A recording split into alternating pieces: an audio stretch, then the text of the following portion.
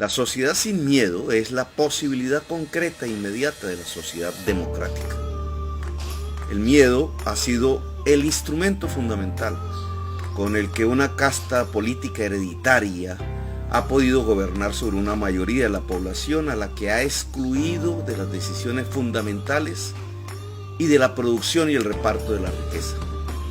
Esa casta política se ha hundido hoy en una corrupción sin límites y ha llegado a niveles de incapacidad extremos para solucionar los problemas fundamentales que aquejan nuestra sociedad.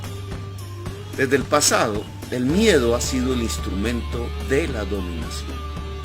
Con el miedo buscaron quitarle las mayorías a Gaitán, tildándolo de comunista, y al final lo asesinaron cuando él logró, a pesar de las masacres desatadas, la movilización nacional de las mayorías desposeídas y las clases trabajadoras que representaba. Posteriormente, con el miedo desatado por el chulavismo, lograron paralizar la energía del pueblo gaitanista que buscaba las reformas democráticas prometidas desde el gobierno de Pumarejo.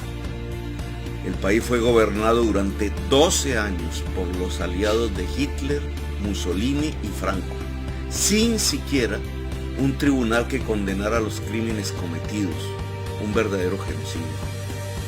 El miedo ha sido el instrumento de la dominación, de la subordinación de toda una sociedad a lo injusto, a la sinrazón, a la adoración irracional de la muerte misma, al matarse entre sí, a la corrupción.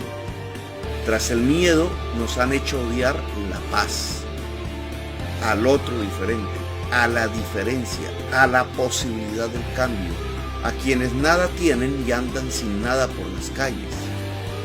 El miedo produce la desconfianza al cambio y la aceptación pasiva de la ignominia. Así han podido impedir que se configure una mayoría democrática en Colombia. Han construido en la clase media el miedo al campesino y al joven de la barriada popular. Le tienen más miedo al de abajo, que ven como amenaza, que a los dueños de los bancos que la dejan sin pensión, sin casa, sin trabajo. Con el miedo han impedido que los y las trabajadoras se organicen e incluso lleguen a odiar la organización. Con el miedo silenciaron al campesino y le quitaron su derecho de ciudadanía. Con el miedo desataron un genocidio político sin resistencia en el país. Ante la desaparición de las guerrillas y la lucha armada en Colombia, las castas políticas corruptas necesitan urgentemente una nueva razón para el miedo.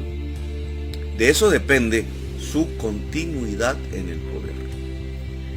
Con la ayuda de los medios de comunicación más importantes, cuyos propietarios también necesitan del miedo para vender más noticias, han encontrado la nueva bandera que aterroriza: el gobierno de Maduro, su política económica, o como la han denominado últimamente, el llamado castrochavismo, aún con Castro y Chávez ya muertos.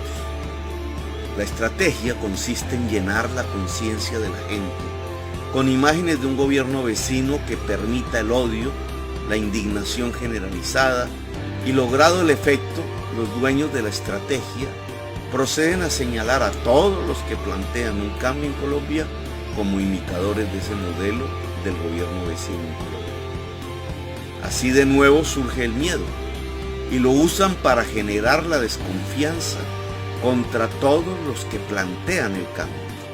Esperan así que ese miedo lleve a la gente a votar por los mismos para que continúe lo mismo: la violencia, la desigualdad social, la economía raquítica y fósil y sobre todo el pillaje.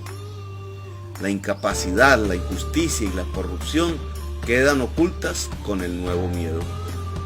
Por tanto, hay que desnudar la mentira del miedo si queremos en realidad la transformación de Colombia.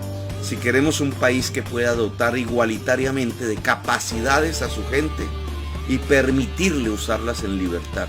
Y si queremos una democracia profunda en nuestro país.